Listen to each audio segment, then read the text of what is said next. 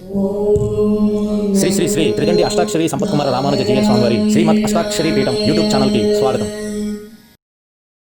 కృష్ణో రక్షతు no జగత్రయగురుః కృష్ణం నమస్యామ్యహం కృష్ణే నామరశత్రవో వినిహతాః కృష్ణాయ తస్మై నమః. కృష్ణాదేవ సముత్థితం జగదిదం కృష్ణస్య దాసోస్మ్యహం. కృష్ణే తిష్టతి విశ్వమేతదఖిలం. హే కృష్ణ సంరక్ష మాం. కృష్ణాయ వాసుదేవాయ దేవకీ నందనాయ చ నందగోపకుమారాయ గోవిందాయ నమో నమః. భగవంతుడే కనిపెట్టిన మంత్రాన్ని వేదాలే చెప్పి వేదం అనంతమైనటువంటి శబ్దరాలు, ఆ శబ్దాలకు నిగూఢమైనటువంటి ఆత్మస్వరూప జ్ఞానం చెప్పబడింది. ఆ ఆత్మస్వరూప జ్ఞానాన్ని డైరెక్ట్గా మనం ప్రజలకు చెప్పగలిగితే, వాడు కనుక బుద్ధితోటి దాన్ని స్వీకరిస్తే తప్పనిసరిగా వాడు మంచి ఆనందాన్ని పొందగలుగుతారు, మంచి స్థానాన్ని పొందగలుగుతారు, తద్వారా వాళ్ళు జన్మరాహిత్యాన్ని పొందుతారు అని భగవంతుడు తాను ఎన్నో ప్రయత్నాలు చేసి ఒక ప్రయత్నంగా తాను లోకంలో మంత్రం చెప్పాలి అంటున్నాడు స్వామి. మంత్రం ఎవరు చెప్పాలి? గురువుగా చెప్పాలి. నేను గురువు అని ఎలా తెలుస్తుంది కదా? అందుకని భగవంతుడు లోకంలోకి వచ్చి ఏమయ్యా నేను గురువుని, నీకు మంత్రం చెప్తానంటే ఏమన్నా, స్వామి నీకు కావాలంటే మా వేరు తీసుకు కానీ నీ మంత్రం మా గురువు కదా అనాలి కూడా తెలియదు, అసలు మంత్రం అంటే ఏమిటో కూడా తెలియదు. అలాంటి స్థితిలో పరమాత్మ తానే గురువై తానే శిష్యుడు అయి బదరికాశ్రమ క్షేత్రంలోకి వచ్చి వేదాలలో చెప్పబడినటువంటి రహస్యమైనటువంటి మంత్రాన్ని తన స్థానంలో ఉన్నటువంటి శిష్యునికి ఉపదేశం చేశారు. నారాయణ మహామంత్రాలు. నారాయణ మంత్రాన్ని గురించి ఎందుకంటే చెప్తారు, లోకంలో మంత్రాలు చాలా ఉన్నాయి కదా అంటే మిగతా మంత్రాలన్నీ కూడా అది ఏ దేవదాకమైన మంత్రం కానివ్వండి, లేదు భగవంతుడు తాలూకు మంత్రాలు కూడా ఆత్మ ప్రయోజనాన్నిచ్చేవి కావు. భగవంతుడు శ్రీమన్నారాయణుడు ఆ నారాయణ మంత్రం మాత్రమే ఆత్మ ప్రయోజనాన్నిచ్చేటువంటి మంత్రం. మిగతా మంత్రాలన్నీ దేహపోషణకు కావాల్సిన శక్తులు ఇచ్చేవి. మీకు వెంకటేశ్వర మంత్రం కానివ్వండి, కృష్ణ మంత్రం కానివ్వండి, రామ మంత్రం కానివ్వండి, నారసింహ మంత్రం కానివ్వండి, ఏ మంత్రమైనా ఈ లోకంలో నీవు తాత్కాలికమైనటువంటి సుఖంగా ఉండడానికి కావలసినటువంటి వసతులు చేస్తాయి తప్ప ఆత్మ ప్రయోజనాలు చేసేటువంటి కాదు. అది కేవలం నారాయణ మంత్రమే. అందుకనే మనం ఆనాడు తల్లి నారాయణనే నమకే పరై కరువా కనుక మొదటి పాసనలో ఉండేటువంటి చివరి వాక్యం ఏదైతే ఉందో ఇది ధనుర్మాస వ్రతానికి ప్రధానమైనటువంటి ప్రాతిపదిక. అంటే జీవునికి ఆనందం కలగడానికి నారాయణ మంత్రమే మూలం. అలాంటి నారాయణ మంత్రం శాస్త్రాలన్నింటిలో కూడా చెప్పబడింది. వేదాల యొక్క ప్రధానమైనటువంటి కాన్సెప్ట్ నారాయణ మంత్రం యొక్క తత్వాన్ని లోకంలో వెదజల్లడమే వేదానికి ఉండేటువంటి ప్రధానమైనటువంటి ఉద్దేశం. కనుక ఆ మంత్రం మనం చాలా తెలుసుకోవాలి. ఆ మంత్రంలో ఏముంది, అది మనకి ఎలా ఉపయోగపడుతుంది. మిగతా మంత్రాలకి అర్థాలు ఎక్కడ చెప్పలేడు. మీరు ఎప్పుడైనా విన్నారా? ఓం నమ శివాయ అని పంచాక్షరి మంత్రం. ఆ మంత్రానికి అర్థం ఎవరైనా చెప్తారా? ఇలా కూర్చోబెట్టి ఉపన్యాసాలు చెప్తారు. మీరు కనుక వింటానంటే 1 సంవత్సరం పాటు నారాయణ మంత్రాన్ని గురించి మీకు చెప్తాను. ఒక 1 year వాము 30 రోజులకి మా వాళ్ళ రాళ్ళకి మళ్ళీ సంవత్సరాలు పెట్టారు స్వామి, నేనే ఉండలేండి వెళ్ళిపోతాను. కానీ సంవత్సర కాలం మనం కూర్చుని రోజు 2 గంటల సేపు కూర్చుని వింటే కూడా తరగలంత జ్ఞానం ఆ మహామంత్రంలో నిమిడి ఉన్నది. ఒక నారాయణ మహామంత్రానికి 365 గ్రంథాలు ఉన్నాయి ఈ మంత్రం యొక్క సారాన్ని చెప్పడానికి. అందులో ఒక గ్రంథంలో ఉండేటువంటి కొన్ని విషయాలను మీ ముందు ఈ నెల రోజులు చెప్తాం. ఒక రోజు అవునండి, ఈ 30 రోజులు మనం సాయంత్రం పూట గంటన్నర కనుక మనం మాట్లాడుకోగలిగితే ఒక గ్రంథంలో ఉండేటువంటి కొత్త భాగాన్ని మనం చెప్పుకున్నట్లు అవుతుంది. మరి 365 గ్రంథాలలో ఒకే మంత్రాన్ని గురించి చెప్పబడింది అంటే ఆ మంత్రం ఎంత మహోత్కృష్టమైనదో, ఎంత పవిత్రమైనదో, ఎంత శక్తివంతమైనదో, ఎంత అర్థవంతమైనదో మన ఊహకు అందదు కదా. అలాంటి మంత్రాన్ని భగవంతుడు వేదాలలో ఉన్న దాన్ని తీసి లోకానికి చెప్పాడు.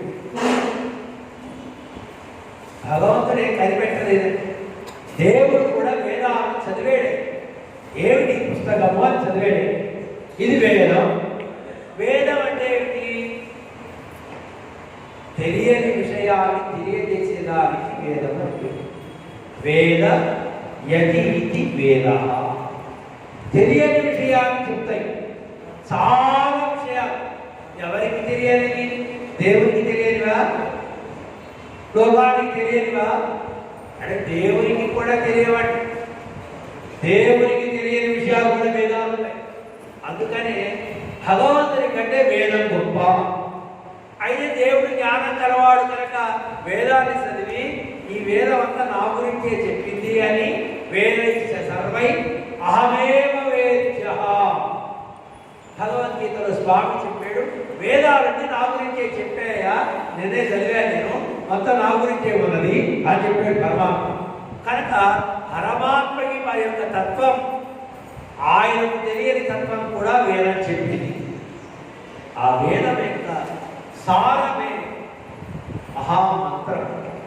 ఆ మంత్రం ద్వారా లోకంలో సుకరమైనటువంటి జ్ఞానాన్ని ప్రజలకు అందించాలి అని భగవంతుడు సంకల్పం చేసి తాను గురువుగా, తాను శిష్యుడుగా బదరికాశ్రమ క్షేత్రంలో మహామంత్రాన్ని వెలువరిస్తే అక్కడి నుంచి లక్ష్మీనాథ సమారంభం, నాథయామన మధ్యమం, అస్మదాచార్య పర్యంతం వందే గురు పరంపరాం అని ఈ వేళ మన ఎదురుకుండా కూర్చున్నటువంటి గురువు గారి దగ్గరికి వరకు భగవంతుడి దగ్గర నుంచి ఉండేటువంటి ఆ పరంపరగా వస్తుండేటువంటి గురు పరంపర ద్వారా క్రమంగా క్రమంగా క్రమంగా ఈవేళ సుఖరంగా మనమందరం హ్యాపీగా కూర్చొని ఆ మంత్రం యొక్క అర్థాన్ని తెలుసుకోవడానికి వీలుగా పెద్దలు ఎంతో మంది మహాభావులు కృషి చేసి ఆ మంత్ర సారాన్ని అందిస్తే దాన్ని మనం ఈవేళ సుఖరంగా అందుకోగలుగుతున్నాం. ఆ మంత్రం మన యొక్క స్వరూపాన్ని చెప్తుంది. మనము అంటే అనుకున్నాం కదా, నేను అంటే జీవుడు అని. ఈ జీవ స్వరూపం దాస స్వరూపం, దేవునికి సేవ చేసేటువంటిది, దేవుని కొరకే ఉన్నది. అంటే ఒక స్త్రీ ఒక ఊళ్ళో ఏమా ఈ ఊళ్ళో ఉన్నావు, ఇది నీ పుట్టిల్లా అంటే కాదండి, మా వారికి ఇక్కడ ఉద్యోగం అండి, అందుకని ఉన్నానండి. మళ్ళీ వారికి కనుక వేరే చోటు వెళ్ళిపోయిందని ట్రాన్స్ఫర్ అయినప్పుడు ఇవ్వడము, ఆయన ఎక్కడుంటే ఆవిడ అక్కడ ఉండడం ఆవిడ స్వరూపం. అలాగే భగవంతుడు ఎక్కడ ఉంటే మనం అక్కడ ఉండడం మన స్వరూపం. దేవుడు ఎక్కడున్నాడు? అంతటా ఉన్నాడు. మనం కూడా అంతటా ఉండగలమా? ఉండలేదు. దేవుడు ఎక్కడ ఉంటాడు? పరమబలం అనే స్థానంలో ఉంటాడు. ఆ స్థానంలో మనం ఉంటే దేవుడి వెనకాల మనం తిరగడానికి అవసరం లేదు. దేవుడు అక్కడ ఉంటాడు, ఇక్కడ ఉంటాడు. కానీ మనం ఎక్కడుంటే అక్కడ ఉండాలి, అక్కడుంటే ఇక్కడ ఉండాలి. మనమేమో ఒక చోట ఉండే శక్తి మనకున్నది, దేవుడికేమో అన్ని కాలాల అన్ని ప్రదేశాలలో ఉండేటువంటి శక్తి ఆయనకు ఉంది. కనుక ఓ స్వామి, నేను ఎక్కడ పడితే అక్కడ ఉండలేనయ్యా, నీకులాగా ఒకే స్థానంలో ఉంటాను, నీకు సేవ చేయడానికి అని. నీకు కనుక జ్ఞానం ఏర్పడితే ఆయన ఉండేటువంటి స్థానానికి వెళ్ళి ఆయనకు ఆనందం కలిగేటట్టుగా ఆయనకు సేవ చేయగలిగితే నీకు ఈ జన్మ పరంపర అనేటువంటి ఇబ్బంది నీకు ఉంటుంది. జన్మనెత్తడం దుఃఖాన్ని అనుభవించడానికి, సుఖమేమీ లేదు. ఏదో పైకి బాగున్నారా అంటే బాగున్నాము అంటాం కదా. అదేదో భూత పదం. అడిగేవాడు బాగుండలేదు, చెప్పేవాడు బాగుండలేదు, కనుక ఆయే బాగుండండి అని మొదలు పెడితే మళ్ళీ ఒక చరిత్ర కదండి. కనుక ఏదో ఇక్కడ ఉన్నాం. కూడని చోట ఉంటే బాగుంటుందండి, ఉండవలసిన చోట ఉంటే అది ఆనందంగా ఉంటుంది, కానీ కూడని చోట ఉంటే ఆనందంగా ఉండదు. ఇప్పుడు మీరంతా యాత్రకు వెళ్తుంటారు బ్రహ్మాండంగా, కానీ ఎప్పుడెప్పుడు ఇల్లు చేరదామా అని. వెళ్ళాలని వెళ్ళారు కదండి, ఎందుకంత ఏమో వచ్చారండి, నాకు ఈ వాతావరణం పడలేదండి, ఈ ఆహారం పడలేదు. ఇంటి దగ్గర బంగారం తిన్నాయండి, ఇంటి దగ్గర కూడా అదే తినేది, కానీ ఇంటి మీద ఒక నాకు ఇక్కడ భద్రత ఉన్నది, నాకు ఇక్కడ సౌఖ్యం ఉన్నది, సౌకర్యం ఉన్నది అనే ఒక ఫీలింగ్ నీలో ఉండడం చేత నువ్వు ఎక్కడికి వెళ్ళినా మళ్ళీ దగ్గరకు రావాలి కదా. మనకి ఎక్కడా సుఖం లేదండి. ఎన్ని జన్మలు ఇచ్చామో, ఇది ఎన్నో జన్మ మనకి ఎవరికైనా తెలిసినా తెలియదు. ఇన్ని జన్మలు ఈ జన్మతో ఆగిపోదామా, అది తెలియదు. కనుక జన్మ పరంపరలో పునరపి జననం పునరపి మరణం అనేటువంటి ఈ జన్మ చక్రంలో తిరుగుతుంటాం. ఇలా తిరిగేటువంటి జీవుడికి ఆనందం అనేదే ఉండదు. ఇలా తిరగక ఈ చక్రాన్ని ఆపి స్వస్థానానికి చేరుకోగలిగితే నీకు అద్భుతమైనటువంటి శాశ్వతమైనటువంటి ఆనందం లభిస్తుంది. అదో ఆ ఆనందం పొందడానికి జీవుడు ప్రయత్నం చేయాలి. మనం ప్రయత్నం చేస్తే రాదు, కానీ నాకు ఇది కావాలి అనేది తెలియాలా ఒకటేదా? తెలియాలి కదా. అది తెలియాలి అంటే ఒక ప్రయత్నం సాగాలి. ఆ ప్రయత్నం మనం చేయకండి, ఆయన చేస్తున్నాడు. అయితే ఆయన ప్రయత్నం చేసినా మనం పొందలేకపోతున్నామంటే కారణం ఆయన ఆలోచన తగినట్టుగా మనం ఉండటం లేదు. పిల్లవాడిని పెద్ద కలెక్టర్ చేయాలి అని తండ్రి అనుకుంటాడు, కానీ పిల్లగాడికి ఎలా బ్రతకాలో వాడికి ఆలోచన లేదు. ఆయన కాలేజీ వెళ్ళరా అంటే సినిమాకి వెళ్ళొస్తాడు. ఏమండి ఇలాంటి పిల్లగాడు ఇలాంటి లక్ష్యం లేదా? ఏమో ఎలా రాసుంటే అలా వాడు వేదాంతం మాట్లాడతాడు. ఆ తండ్రి ఏమో ఈ పిల్లగాడు ఎలా అయ్యాడే, వీడిని కలెక్టర్ చేయాలనుకున్నారు, అందుకోసం నా సుఖాలన్నీ కూడా నేను ఆపేసుకుంటున్నాను, నా సౌకర్యాన్ని ఆపేసుకున్నాను, వాడి కోసమే నా ఇన్వెస్ట్మెంట్ అని తండ్రి అంటాడు. పిల్లగాడికేమో ఏది చేయాలో ఎలా ఉండాలో ఆలోచన లేదు. వాడికి లేకపోయినా తండ్రి మాటలు వేరే ఇంటికి లేదు. అందుకని తండ్రి సంకల్పం నెరవేరు. తండ్రి ఆలోచనకు తగినట్టుగా పిల్లవాడు ప్రవర్తిస్తే, నాన్నకు ఎలా చెప్తే నేను అలా చేస్తాను, నాకైతే ఐడియాస్ ఏం రావడం లేదు, నువ్వు ఎలా చెప్తే అలా చేస్తాను అంటే నాన్న ఇలా చేసుకోరా అని తండ్రి చెప్తాడు. తండ్రి మాట ప్రకారం అతను వెళ్ళగలిగితే ఆయన తండ్రి అనుకున్నటువంటి లెవెల్కి పిల్లగాడు వెళ్తాడు.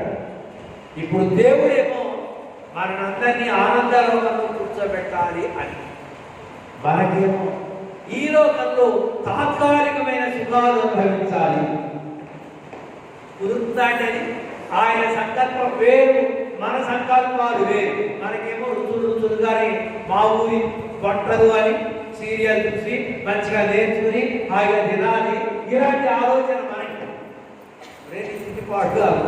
నీకు అసలు తిండి అవసరం లేకుండానే పూర్ణమైన ఆనందాన్ని ఇస్తారా, నా దగ్గర కూర్చోరా, నా దగ్గరికి రారా అంటాడు పరమాత్మ. ఆయన మాట మనం వినం.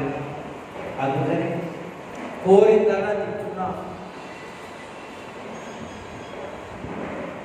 పేరు తెలియని రోగాలు తెచ్చుకుంటున్నాం, కోరిందల్లా చేస్తున్నాం, కష్టాన్ని అనుభవిస్తున్నాం. ఈ దేహాన్ని ఎంత ప్రేమిస్తాము, దీనికి ఎన్ని సబ్బులు పెడతాము, ఎంత క్రీములు రాస్తాము, ఎంత జాగ్రత్తగా చూసుకుంటామో ఇది మనం అంత ఏడిపిస్తుంది. నడిచినంతసేపు బాగానే ఉంటుందండి కదా, కారు ప్రయాణం. ఆ కారు ఆగితే ఉంటుంది నరకం అన్నమాట. మంచి హైవేలో ఆగిందనుకోండి, ఆయన ఎందుకురా బాబు లోన్ తీసుకుని కుమారి కాదు అన్నాను, ఇది బజారుగా నిలబెట్టినాను అని ఎడతావా ఎట్లా? ఈ దేహం కూడా అంతే, ఇది సజావుగా 100 సంవత్సరాలు నిన్ను నడిపిస్తుంది అనుకున్నావంటే నీకంటే లోకంలో అజ్ఞానం ఒకడు ఉండడు. దీనికి ఎంత కావాలో అంతే పెట్టు, ఎంత పని చేయించుకోవాలో అంతే చేయించుకో. నాది అని ప్రేమించావా నీ పక్కలోనే ఉంటుంది దాని ద్వారా వచ్చేటువంటి రోగం. కనుక మన రోగాన్ని కడుపులో పెట్టుకొని ప్రక్కన పడుకోబెట్టుకొని ఏదో బాగా బతుకుతున్నాననేటువంటి ఒక మిథ్యాలోకంలో బతుకుతున్నాం, వ్యామోహంలో బ్రతుకుతున్నాం. వ్యామోహాన్ని వీడండి, సత్యాన్ని తెలుసుకోండి, జ్ఞానాన్ని పొందండి, నన్ను పొందండి అని భగవంతుడు నారాయణ మహామంత్రాన్ని లోకంలో ఇచ్చాడు. ఆ మంత్రం సుకరమైన మంత్రం, 8 అక్షరాల మంత్రం, నియమాలు పెద్దగా లేని మంత్రం. గురువుల దగ్గర ఉపదేశం పొంది హాయిగా ఆ మంత్రం ఉంటే మనం పరమపదం వెళ్ళడానికి కావలసినటువంటి పాస్పోర్ట్ ఉన్నట్టు లెక్క. పాస్పోర్ట్ కావాలి కదండి, పాస్పోర్ట్ ఉంటే వీసా, పాస్పోర్ట్ లేని వాడికి వీసా ఏంటి కదండి. కనుక నీవు ఆనందాన్ని పొందడానికి నేను సిద్ధంగా ఉన్నాను అని నీ దగ్గర నుంచి ఒక అనుమతి పత్రం కనుక దేవుడి దగ్గరికి వెళితే ఆ దేవుడు నిన్ను ఎలా ఆ లోకంలో తీసుకెళ్లాలో, ఆనందాన్ని నీకు దత్తం చేయాలో అది భగవంతుని యొక్క డ్యూటీ. కనుక ఆ ఆనంద లోకానికి వెళ్ళడానికి కావలసినటువంటి జ్ఞానాన్ని ఇచ్చేటువంటి మంత్రం ఎప్పుడో భగవంతుడు ఇచ్చాడు లోకానికి. అది పరంపరగా మనందరికీ సాగుతోంది. పెద్దలు మహానుభావులైనటువంటి గురువుల యొక్క అపారమైనటువంటి కృప. మనకి ఏది కావాలో మనకు తెలియదు కనుక మనకి ఏది అవసరమో పెద్దలు చెప్తారు, నాయన ఇది నీ దగ్గర ఉంచుకో నీకు మంచిది అని. మనం అంటే నాకు ఉందండి, నేను చేయలేనండి, నా వల్ల కాదండి. ఎప్పుడైనా చేసేది మనిషిగా పుట్టిన వాడివే చేయలేకపోతే పశువుగా పుట్టిన వాడు చేస్తారా? పక్షులుగా పుట్టినవి చేస్తాయా? వాడికి జ్ఞానం అక్కర్లేదు, వాడికి ధనుర్మాసం అర్థం లేదు, వాటికి పూజలు లేవు, వాటికి పారాయణ లేవు. కానీ వాటికి కొంత నియమం, వాటికి కొంత నియతి ఉన్నది. ఆ పశువులకు ఉన్నటువంటి నీతి కూడా మనకు లేదు. గమనించుతారు మీరు, పశువులకి నిత్య కామం ఉండదు, మన మనుషుల జ్ఞానం కానీ నిత్యం మనకి కామం ఉంటుంది, కోరికలు. ఎన్ని కోరికలండి, ఒకటా ఉందా? ఎన్ని కోరికలు మన శరీరంలో ఎన్ని నాళాలు ఉన్నాయో అన్ని నాళాలు, అన్ని గ్రంథులు కోరికలు కోరేవే. కన్ను కోరేదే, ముక్కు కోరేదే, చెవి కోరేదే, నాలుక కోరేదే, చేతులు కోరేవే, అన్ని కోరేవే. కోరికలు పుట్టాలన్నమాట మనకి, పుట్టగాలు పుట్ట. అదే ఇలాంటి కోరికలు నీకేం ప్రయోజనాన్ని కలిగిస్తాయి? ఆనందాన్ని కలిగిస్తాయి. కనుక వాటిని త్యజించాలి అంటే ఎలా త్యజించగలుగుతావు? కోరికలను త్యజించడం ఎవరి వల్ల కాదు. ఆ కోరికలు నీలో పుట్టకుండా ఉండాలి అంటే నీకు జ్ఞాన గ్రంథి బాగా పనిచేయాలి. ఆ జ్ఞానం వికసిస్తే ఆ కోరిక ఇది కృత్రిమైన కోరిక, ఈ కోరిక నాకు అవసరం లేదు, ఇది నాకు కూడదు అనే జ్ఞానం నీకు కలిగితే దాన్ని నీవు జయించగలుగుతావు. ఏదో ఎవరో ఉపదేశం చేస్తే ఆ ఉపదేశాల వల్ల వచ్చేటువంటిది కాదు. కనుక ఆ జ్ఞానం సుకరంగా మనకు ఇవ్వాలి, హాయిగా ఇవ్వాలి. చదువుకోవయ్యాని వేదాలు ఇస్తే, శాస్త్రాలు ఇస్తే వేద శాస్త్రాలను అర్థం చేసుకుని చదువుకునేటువంటి నాలెడ్జ్ మనకు ఉండదు. కనుక గురువుల ఉపదేశం ద్వారా దాన్ని తెలుసుకొని వాటిని మనం పాటించగలిగితే అది హాయిగా వడ్డించినట్లుగా. మేమేం చదివామో మీకు అవసరం, మీకు అర్థమవుతుందా కాదా అనేది కావాలి. మీకు అర్థమైంది అనుకోండి, మేము ఎంతసేపు మాట్లాడడానికి ఒక ప్రయోజనం. ఆయన ఏం చదివాడండి, అలా గడగడ చెప్పేస్తున్నాడు, అది కరెక్టేనా కాదా అని నా సర్టిఫికెట్ కనుక మీరు ఆలోచన చేస్తే మీకు వినేది ఆనందం ఇవ్వదు, వినే దాంట్లో సత్యం అనేది తెలియదు కదా. నేను బాగా తెలుసుకుని చెప్తున్నాను అనుకుంటే నీకేమైనా ప్రయోజనమా? నేను తెలుసుకుని చెప్తే నీకెందుకు, తెలియకుండా చెప్తే మీకెందుకు? మేము చెప్పేది సత్యమా అసత్యమా మీ మనసుకే తెలుస్తుంది కదా, మీకు అర్థమవుతుంది కదా. కనుక జ్ఞానం కలిగినటువంటి మహానుభావులు గహనమైనటువంటి శాస్త్రాలు వాళ్ళ అధ్యయనం చేసి ఆ ప్రాక్టికల్గా ఉండే విషయాలు మన ముందు ఉంచుతారు. అలా సుకరంగా మంత్రం ద్వారా వచ్చేటువంటి సుకరమైన జ్ఞానాన్ని మహానుభావులైనటువంటి పెద్దలు లోకానికి అందించారు. లోకంలో ఏదైనా ఒక పని మనం చేయాలి అంటే సాధన చెయ్యాలి కదా. సాధనమున పనులు సమకూరు ధరలోన. ఏదైనా ఒక సాధన చేస్తే రాదండి. నీకు ఆనందం కలగాలి అంటే నువ్వు బాగా పొద్దునే లేవాలి, గురువుగారి మంత్రాన్ని బాగా రోజు గంటలు గంటలు జపం చేయాలి. చేయగలమా? చేయలేదు. మరి చేయలేకపోతే ఎలాంటి? గురువు గారి దగ్గర హాయిగా విను. వినడానికి ఏం కష్టం? జపం చేయడం అంటే కష్టం కానీ హాయి కుర్చీలో కూర్చోండి, హ్యాపీగా వినండి. నేనే 24 గంటలు చెప్పను, ఓ గంట గంటన్నర చెప్తాను, వినండి హాయిగా. దీనికి అర్థశక్తి అని పేరు. ఉదయం పూట మనం కూర్చొని జపం చేస్తే అది శబ్దశక్తి అంట. ఆ చేసేది ఆవలింతం లేకుండా చేయాలి, ఒళ్ళు నొప్పి లేకుండా చేయాలి, అన్యమైన ఆలోచన లేకుండా చేయాలి. ప్రశాంతమైనటువంటి ప్రదేశంలో, భయం లేకుండా ఉండేటువంటి ప్రదేశంలో, నిశ్చలమైనటువంటి మనసుతో నువ్వు కూర్చొని కనుక వింటే, ఆ జపం చేస్తే ఆ జపం ద్వారా వచ్చేటువంటి శక్తి ఏ రకమైన నియమం లేకుండా హాయిగా గురువుగారి దగ్గర కూర్చొని వింటే అర్థశక్తి ద్వారా లభిస్తుంది. కనుక శబ్దశక్తి ద్వారా జ్ఞానం లోకంలో అందరూ పొందలేరు అని ఆ మంత్రంలో ఉండేటువంటి జ్ఞానాన్ని అర్థము ద్వారా అందించడానికి సెకండ్ ఆప్షన్ మన పెద్దలు మనకు అందించారు. మేము ఇప్పుడు చెప్పేటువంటి విషయాలు, ఈ నెల రోజులు మీకు చెప్పే విషయాలు మేము 10 సంవత్సరాలు చదువుకున్నాం. ఈ అర్థం మాకు తెలియడానికి మేము 4 సంవత్సరాలు అర్ధరాత్రి 2 గంటలకు లేచి స్నానం చేసి మధ్యాహ్నం 1 గంట వరకు జపం చేసేవారు.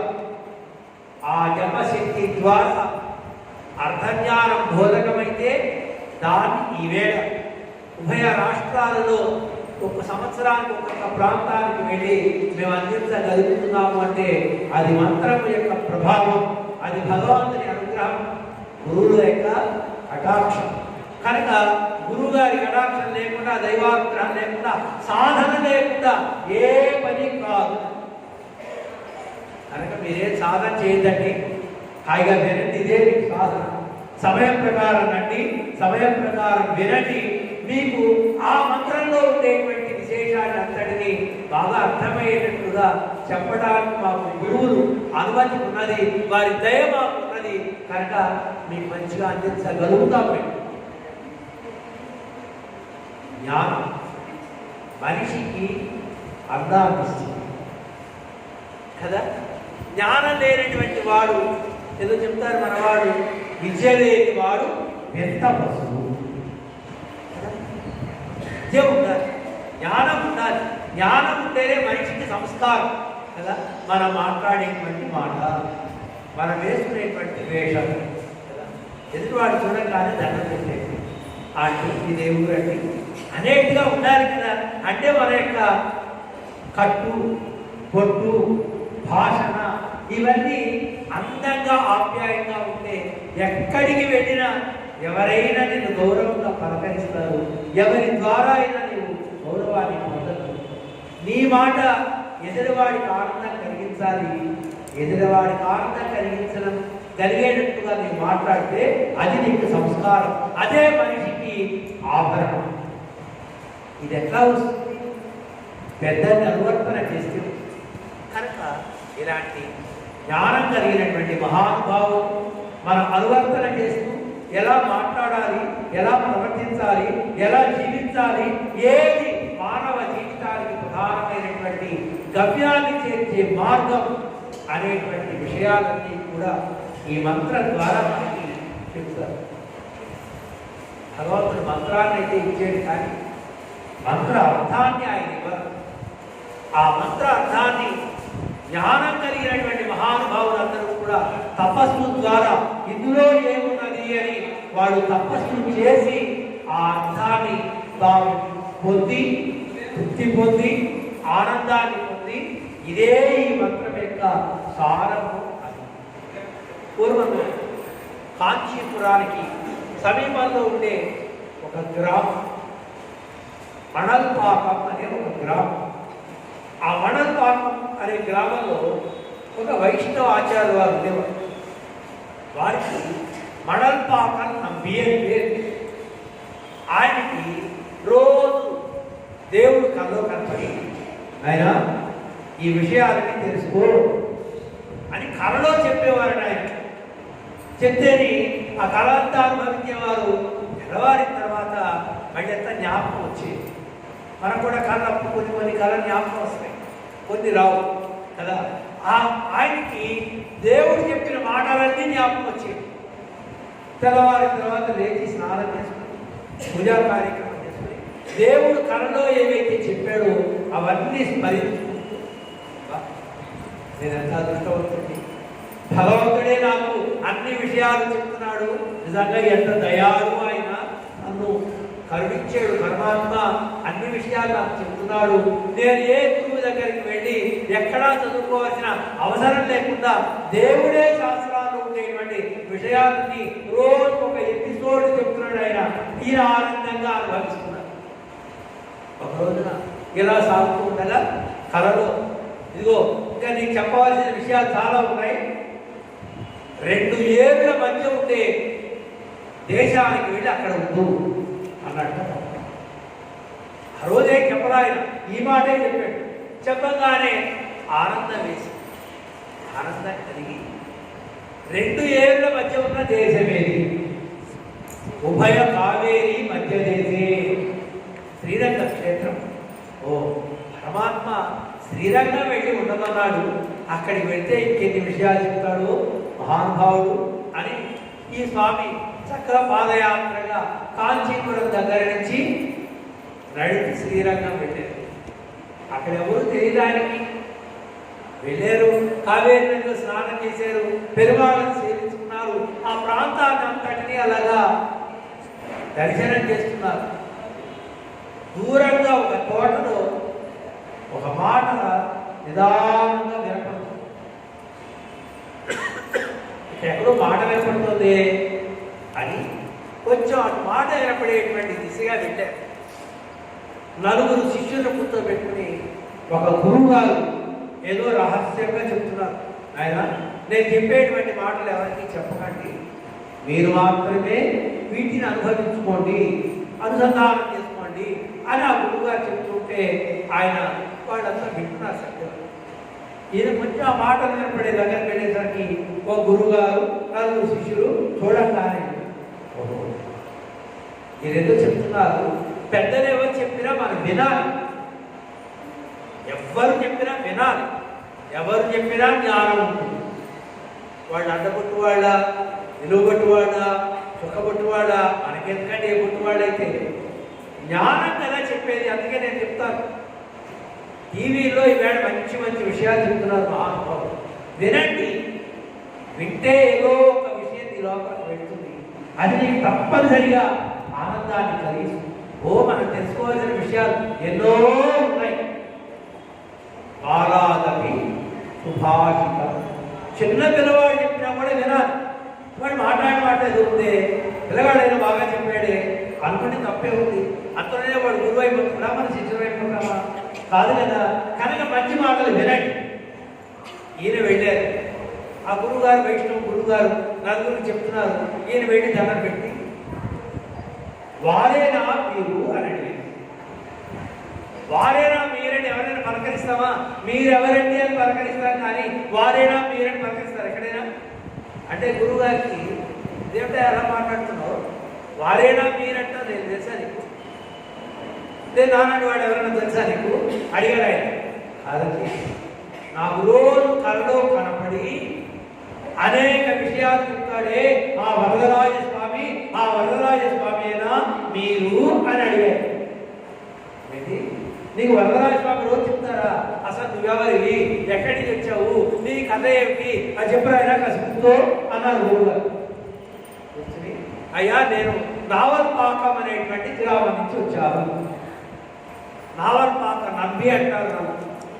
నాకు వరదరాజ స్వామి రోజు కళ్ళలో కనపడి మంచి విషయాలని చెప్తూ ఉంటారు.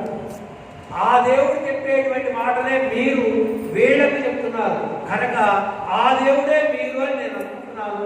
అదే వచ్చి దండం పెట్టానండి. ఆ దేవుడు నాకు ఉభయ కావేరి మధ్య దేశంలోకి వెళ్ళమన్నాడు. వచ్చారు. బహుశా మీకోసమే ఆ దేవుడు పంపించాడేమో. ఆ స్వామియే మీరని భావిస్తున్నారు. మీరు నన్ను శిష్యుడిగా భావించి మీరు జ్ఞానాన్ని అనుగ్రహించండి అని దండం పెట్టారు. ఓ అనగా దేవుడు పంపిస్తే వచ్చావా, కూర్చోనైనా పర్వాలేదు చెప్తారు అని వాళ్ళ శిష్యుల్లో చేర్చుకొని ఆయన చెప్పేటువంటి విషయాలన్నీ చెప్తున్నారు. ఇలా చెప్తూ ఉంటే కొన్నాళ్ళైన తర్వాత మళ్ళీ వరదరాజ స్వామి కళ్ళకు వచ్చి, ఏమయ్యా గురువుగారు చెప్పేవన్నీ రాసుకోవాలి తెలియదా అన్నారు. అప్పటిదాకా రాసుకోవడమే లేదు. ఆయన చెప్తున్నాడు, నేను రోజు స్మరించుకుంటున్నాడు. ఇప్పుడు రాయమన్నాడు. ఓ స్వామి నువ్వు చెప్పావు కదా రాసుకో. పర్సెంట్ నాటించి కాటాకు తీసుకుని దండం తీసుకుని వెళ్ళి ఏమైనా రాస్తున్నావు అన్నారు గురువుగారు. అయ్యా దేవుడు చెప్పాడండి. ఓ అలాగా అయితే రాయి. చూడండి ఎంత విశ్వాసమో. నాకు చెప్పలేదు కదా, నీకు చెప్పాడా దేవుడు, నాకు కూడా చెప్పాలి కదా అన్నదే. దేవుడు చెప్పాడు రాయి. అలా ఆ నావల్పాక నంబి అనేటువంటి మహానుభావుడు తాళపత్ర గ్రంథాలలో ఏవైతే రాశారో ఆ వ్రాసిన విషయాలు ఈవేళ మనకి పుస్తకాల రూపంలో వచ్చాయి. సుకరమైనటువంటి జ్ఞానం. చూడండి మనం ఎంత అదృష్టవంతులం అంటే సాక్షాత్తుగా భగవంతుడే చెప్పినటువంటి మంత్రం, భగవంతుడే చెప్పిన అర్థాన్ని మహానుభావులైనటువంటి పెద్దల ద్వారా పరంపరగా అనుసంధానం చేసుకునేటువంటి విషయాలు మనం సుందరంగా వినేటువంటి అదృష్టం మనకు కలిగింది. అదృష్టం అంటే ఇది మనం చేసుకున్న అదృష్టం కాదు. అదృష్టం అంటే చేసుకునేదానికి అదృష్టం మనం చేసుకునేదానికి పుణ్యము అంటాం. మీ పుణ్యం బాగా ఉందనుకోండి, ఓ 4 ఫ్లాట్లు, 4 బిల్డింగ్లు, 4 కార్లు, 4 భార్యలు, 30 మంది పిల్లలు అన్నీ ఉంటాయి. ఇవన్నీ పుణ్యం కొద్ది వచ్చేవి. ఇవన్నీ అదృష్టం అంటే భగవంతుని చేత చూడబడేదానికి అదృష్టము అని భగవంతుని పేరు. దేవుడి పేరేంటి?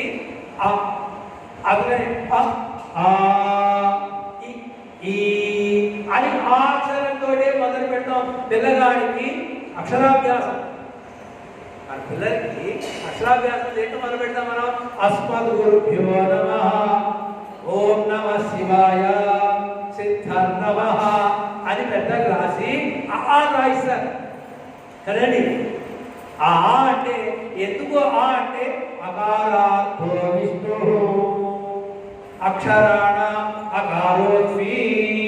భగవద్గీతలో స్వామి చెప్పాడు కదా, అక్షరాలు నేను అయితే మిగతా నువ్వు కాదా స్వామి, నేను ఆనే మిగతా బాగుంటుంది కనుక అనే అక్షరం పరమాత్మ. అకారవాక్యుడైన ఆ స్వామి నీ వైపును చూస్తే నీవు అదృష్టవంతుడు. ఆ స్వామి చూపు నీ మీద పడలేదనుకోండి, మనం ఏం చేసినా ధైర్యమే అయిపోతుంది, బంగారం అవుతుంది. ఆయన చూపు మన మీద పడింది అనుకోండి, మనం ఏది పట్టుకున్నా అది బంగారమే. ఎంత అదృష్టవంతుడండి. ఏది పడితే అది బంగారం. ఉల్లిపాయ రేట్లు పెరిగిపోయాయని గోల దేశం అంతా. ఈ ఉల్లిపాయ రేట్లు పెరగడం ఒక రైతు అంటే కోటీశ్వరుడు అంటే ఒక రోజులో 1,40,00,000 సంపాదించాడు ఒకే రోజు. అది చూడండి, దేశమంతానేమో కష్టం వచ్చి పడితే వాడికి వచ్చింది పడిపోయింది. అది ఎక్కడి నుంచి వచ్చింది? సర్వేశ్వరుని అనుగ్రహం వాడి మీద పడింది కనుక వాడు 20 ఎకరాల్లో 240 క్వింటాల ఉల్లిపాయలు పండించాడు. రేటు బాగా వచ్చింది, 1,60,00,000 వచ్చాయి. నాకు చాలండి, హ్యాపీ. లౌకికంగానే నిన్న మొన్న జరిగినవి. స్వామీజీ మీకు ఎలా తెలుసు అనుకోకండి, నేను పేపర్ చదువుతాను, న్యూస్ వింటాను, అన్ని విషయాలు తెలుస్తాయి కనుక అప్పుడు మాకు అనిపించింది, అబ్బా భగవంతుడు ఎంత అనుగ్రహించాడు. ఒకళ్ళు పంట వేసిన వాళ్ళందరూ రేటు పడిపోయి కుళ్ళిపోయి బయటవారు వచ్చినటువంటి వాడు ఈవేళ వారికి అదృష్టం వచ్చింది అంటే పరమాత్మ ఈశ్వర్ మాత్రమైనటువంటి చూపు అతని మీద పడింది కనుక ఒక్కసారి ఐశ్వర్యవంతుడైంది. నీవు అదృష్టవంతుడివి కావడం అంటే నీ ప్రయత్నంతో అయ్యేది కాదు. ఈశ్వరానుగ్రహం నీ పైన ప్రసరించాలి కనుక ఈశ్వర నన్ను అనుగ్రహించవయ్యా అని ప్రార్థన చేయాలి. అది మాత్రమే నీ వంతు, మిగతాదంతా వారి యొక్క కృప. అలాంటి పరమాత్మ మనల్ని బాగు చేయాలి, మనకు మంచి విషయాలు తెలియజేయాలి, మనకు జ్ఞానాన్ని కలిగించాలి. ఏది కృత్రిమైనదో, ఏది శాశ్వతమైనదో, ఏది ఆనందాన్ని కలిగించేదో, ఏది సుఖాన్ని కలిగించేదో, ఏది నిత్యమైనదో నీకు తెలియాలంటే జ్ఞానం కావాలి కనుక అలాంటి జ్ఞానాన్ని మనకు అందించడానికి భగవంతుడు ఈ లోకంలో జ్ఞానం కలిగినటువంటి మహానుభావుని పంపిస్తూ ఉంటారు. వాళ్ళే గురువులుగా వచ్చి మనం అడగకపోయినా మనకి ఏది మంచిదో దాన్ని చెప్తారు. ఇది చెప్పండి అని అడగాలని కూడా మనకు తెలియదు. మనకు అసలు తెలిసే కదా ఇది చదవాలి ఇది చదవకూడదని. మనకైతే ఏది చదవకూడదనే తెలుసు, లేదు చదవాలంటే ఆ పుస్తకాలు ఇంట్లో పెట్టాలని తెలుసు. అంతవరకే తప్ప ఆ ఇంట్లో ఉన్నటువంటి పుస్తకంలో ఏముంది, అది నాకెంతవరకు వినియోగపడుతుంది అని తెలియదు కనుక ఈ పుస్తకం ద్వారా ఈ జ్ఞానాన్ని తెలుసుకో. ఈ జ్ఞానం నీ జీవితానికి వినియోగపడుతుంది, నీ ఆత్మకు వినియోగపడుతుంది అని జ్ఞానాధికులైనటువంటి పెద్దలు మనకి సుబోధకం చేస్తారు. అలాంటి సుబోధకం చేసేటువంటి జ్ఞానాన్ని మంత్రం ద్వారా మనం తెలుసుకుంటాం. లోకంలో మనం అందరం బాగుపడాలి అనుకుంటాం. బాగుపడటం అంటే డబ్బు సంపాదించుకోవడం, సుఖంగా ఉంటాం, ఇంతవరకే మన నాలెడ్జ్. బాగుపడటము అంటే మళ్ళీ జన్మ లేకుండా చేసుకోవడం. కోపం వచ్చినప్పుడు భార్య భర్తను అంటాం, నేను మోక్షానికి పోతే కానీ మా ఆయన మారకండి. అలాగే ఆయన కోపం వచ్చినప్పుడు నేను పోతే కానీ వీడు మారండి. ఊరికే కోపాలతోటి పోవాలనుకుంటాం కానీ నిజంగా అయితే పోవాలనుకుంటాం. 90 ఏళ్ళ వాటిని పలకరించిన ఇంకా ఉండాలని ఉంది. ఏం చేస్తావమ్మా, నా మనవడి పెళ్లి చూడాలి. నేను లేకపోతే మనవడి పెళ్లి జరగదా? జరుగుతుంది, కానీ తాను ఉండాలి, తాను ఆశీర్వదించాలి. పోనీ అందరితో అయిపోయింది, పెళ్లి అయిపోయింది కదా, నేను పోతా అన్నారు, వాడి పిల్లగాడిని చూడాలి. మనకి అల్పమైన కోరికలు తప్ప మన జీవిత లక్ష్యం మనకు తెలియదు కనుక అలాంటి జీవిత లక్ష్యం ఏమిటి అంటే బంధ విముక్తి కలుగుట. ఈ శరీరం బంధం, ఈ ప్రకృతి బంధం. ఈ ప్రకృతి నుంచి మనం విడవడాలి. విడివడితో మళ్ళీ ప్రకృతిలో దేహంలోకి వస్తే రాబోతే చొక్కాలు మారిస్తే రోగాలు పోతాయా? వస్త్రం మారితే రోగం పోతుందా? అలా అయితే రోజుకి 50 చొక్కాలు మారుస్తాం సరే. లోపల ఉన్న రోగం పోదు. రోగం ఏంటి అంటే మరణం రోగం. ఈ మరణం అనేటువంటి రోగాన్ని ఎవ్వరూ తప్పించుకోరు. ఈ మరణం అనే రోగం రాకుండా పుట్టుగా అనే రోగం లేదు, అది కూడా రోగమే. ఇది ఎలాంటిది? ఈ పాత చొక్కా తీసాడు, కొత్త చొక్కా వేసుకున్నాడు, మళ్ళీ ఆ శరీరంలోకి వెళ్ళిన తర్వాత అక్కడ ఇబ్బందులు కదండి. ఇబ్బంది లేని వాళ్ళు ఎవరైనా ఉన్నారా? స్మరణ చేయొద్దని మీ నందిగామలో అయ్యా మాకు ఏ ఇబ్బంది లేదని మీరు చేస్తే మీకు మేము దండం పెడతాం. నందిగామలో కాదండి, ఆల్ ఇండియాలో లేదు, కాదండి వరల్డ్లో లేదు, ఈ ప్రకృతిలోనే లేదు. అయితే కొంతమంది చెప్పగలుగుతారు, కొంతమంది చెప్పలేరు. ఈ జీవ స్వరూపం ప్రకృతిలో ఉంటే దుఃఖమే. అందుకని ఆడవాళ్ళు ద్రావిడ భాషలో ఒక అందమైన మాట చెప్తారు, ఇరుడు కర్మాజ్ఞానం.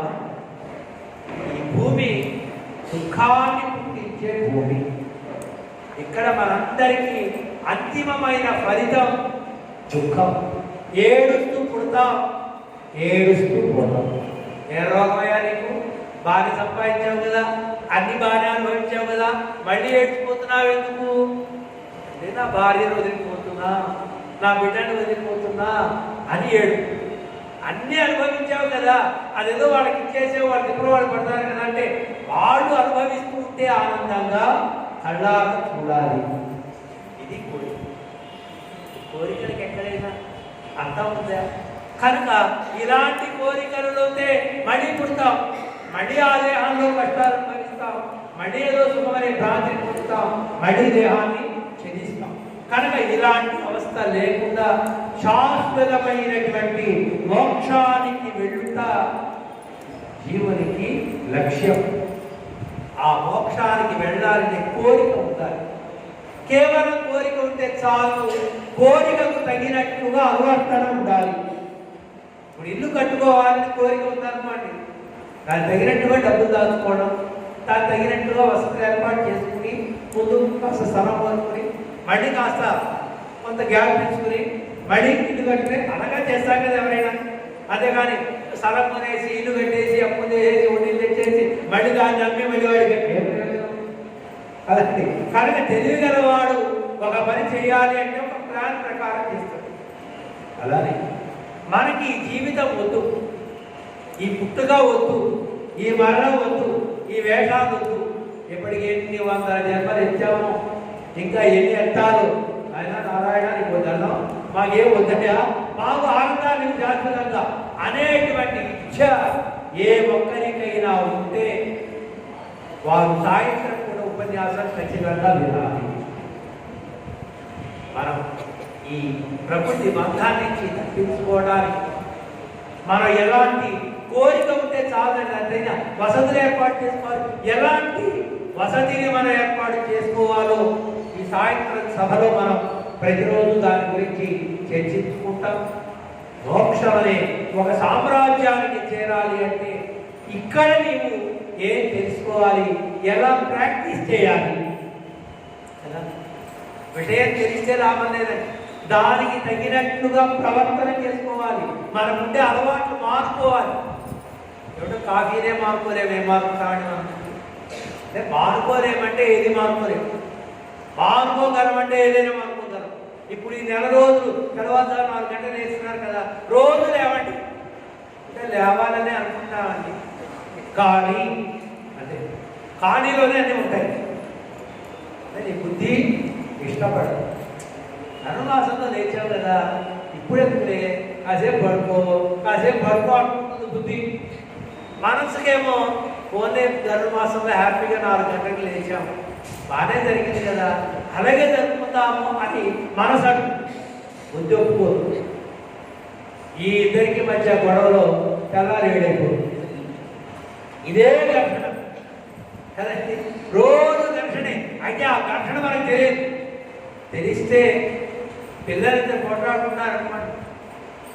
ఎందుకలా కొట్లాడుకున్నారు అంటాం. ఎవరి తప్పైతే వాడే ఎక్కువ మాట్లాడుకో, షడవపోదు అంటాం.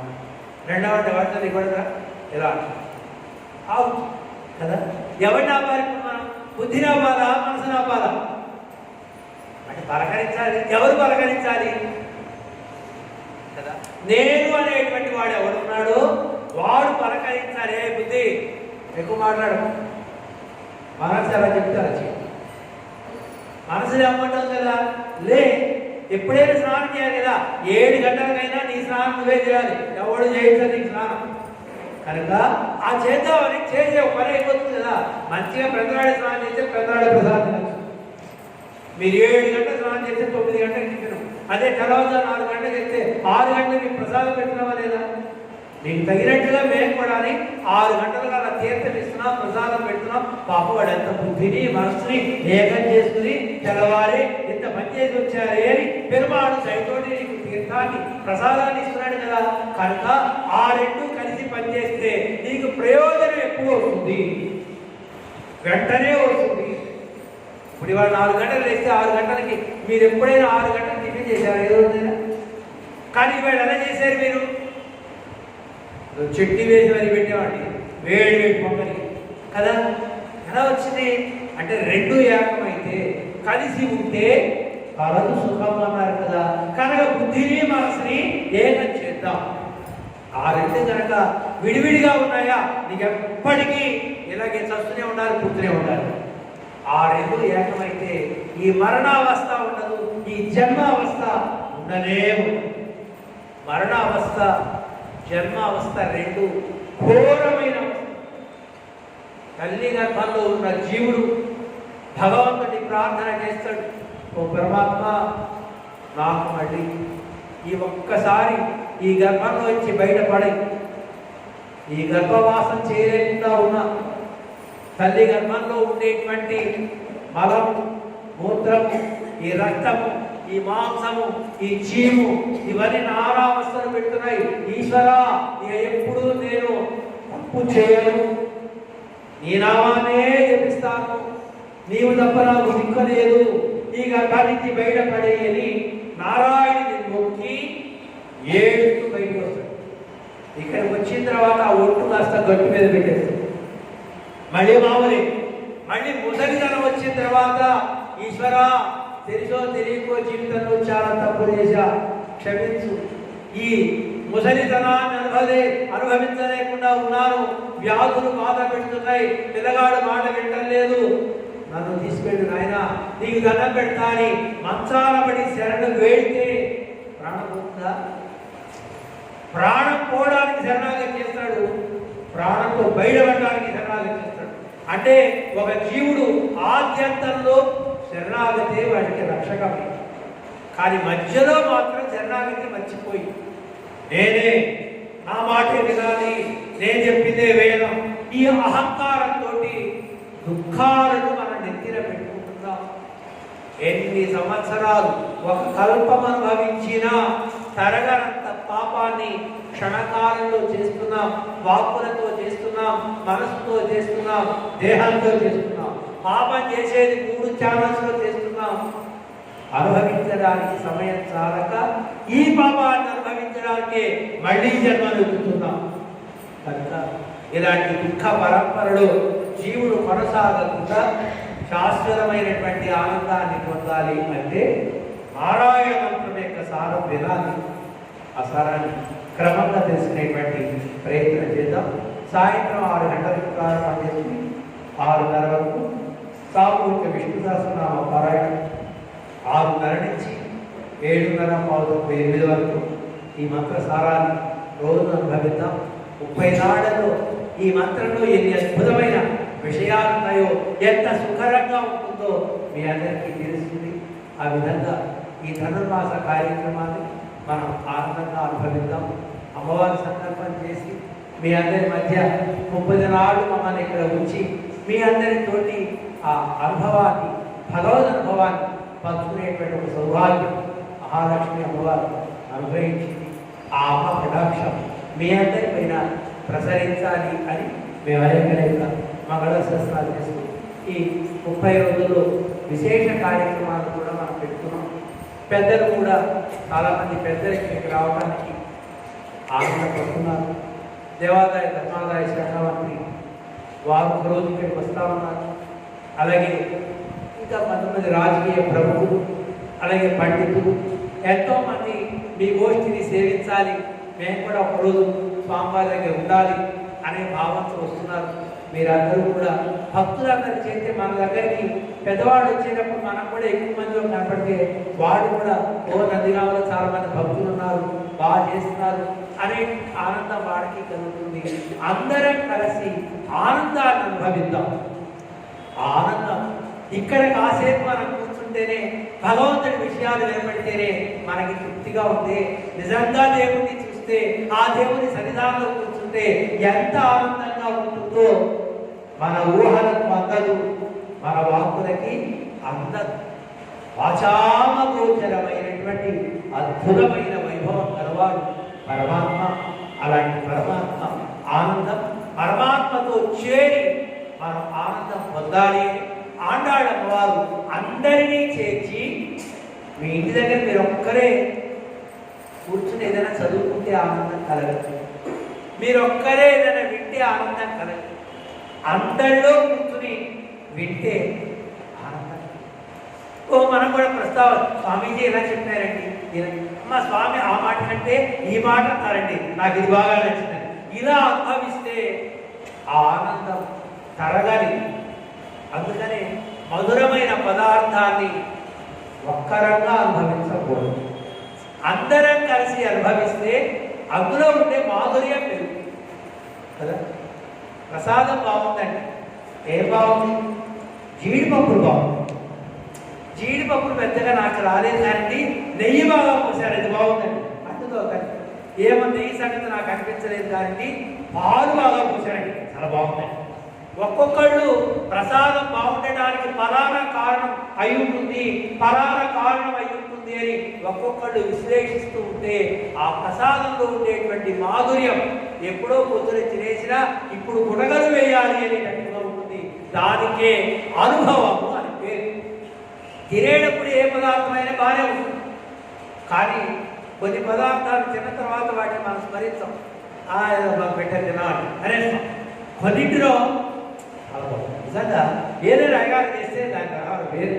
నిర్మాణాలు ఇచ్చారు, పెద్దలు పెట్టారు, ఏమో అందులో మనం కూడా పులిహోర చేస్తామా కానీ గుళ్ళో చేసిన పులిహోర లాగా మన పులిహోర ఉండదండి. మీరంతా అనుకునే మాట ఇది కదా, అందులో మేము కూడా చేస్తాం. మా మఠంలో మేమే పులిహోర చేసి భక్తులు పెట్టాం. అందులో ఒక పిల్ల వస్తుంది, 10 ఏళ్ల పిల్ల. ఈవేళ స్వామీజీ చేయలేదు. ఆ పిల్లకి నచ్చకపోతే స్వామీజీ చేయరంటే ఎందుకమ్మా అంటే మా స్వామీజీ చేస్తే చాలా బాగుంటుంది పులిహోర. కనుక ఏమిటండి మీరంతా చేస్తారు కదా, మా దగ్గర అడుగుతారు, స్వామీజీ మీరు పులిహోర చేస్తే బాగుంటుందని. ఏం చేస్తారు మీరు ఎలా చేస్తాం, మేము అలా చేస్తాం. కాకపోతే అందులో కృష్ణయ్య నువ్వు బాగా ఆరగించిన ఆయన, నీకేం కావాలో సమపాడులో వేయించు, బాగా అనుభవించు అని ద్వయ మంత్రానుసంధానం చేస్తారు. కనుక ఆ పదార్థాలకు భోగ్యత. అందుకని వంట చేసేటప్పుడు ఏ రకమైనటువంటి ఆలోచనతో బుద్ధితో చేస్తారో తినేవాళ్ళకు కూడా అదే బుద్ధి వస్తుంది. అందుకని వంట చేసేటప్పుడు సినిమా నాయలన్స్ చదవకూడదు, సినిమాలు చూసు చేయకూడదు, హరినామ స్మరణతో చేయండి. ఆ పదార్థం తిన్నవాళ్ళకు కూడా సద్బుద్ధి ఏర్పడుతుంది. ఆహారంలోనే మన బుద్ధి ఉంటుంది. కనుక నీ బుద్ధి నీ మాట వినాలి అంటే పవిత్రమైన ఆహారాన్ని తినాలి. అందుకనే ఎక్కడ పడితే ఎక్కడ, ఎప్పుడు పడితే అప్పుడు, ఏది పడితే అది, ఎలా పడితే అలా, ఎంత పడితే అంత తినకూడదు. ఇది పెద్ద తినడానికి కూడా ఇంత శాస్త్రం. కనుక ఆహార నియమం, ఇవన్నీ ఒక్క నియమం మనని జ్ఞానవంతుల్ని చేస్తుంది. అలాంటి జ్ఞానం అమ్మ ప్రసాదం మీరు 30 రోజులు ఉదయం సాయంత్రం తీసుకోండి, మీకు మంచి జ్ఞానం ఏర్పడుతుంది. ఆ జ్ఞానంతో ఈ జీవిత గమ్యం, జీవిత లక్ష్యం తెలుస్తుంది. తద్వారా మన యొక్క నడవడికలో మార్పు వస్తుంది. ఆ మార్పే మనకి ఆనందాన్ని ప్రసాదిస్తుంది అని అమ్మవారి అనుగ్రహం మీ పైన ప్రసరించాలి. మంగళాశాసనం చేస్తూ జై శ్రీనారాయణ. ఇది శ్రీమద్ అష్టాక్షరీ పీఠం విజయవాడ వారి సమర్పణ. ఓం నమో నారాయణ.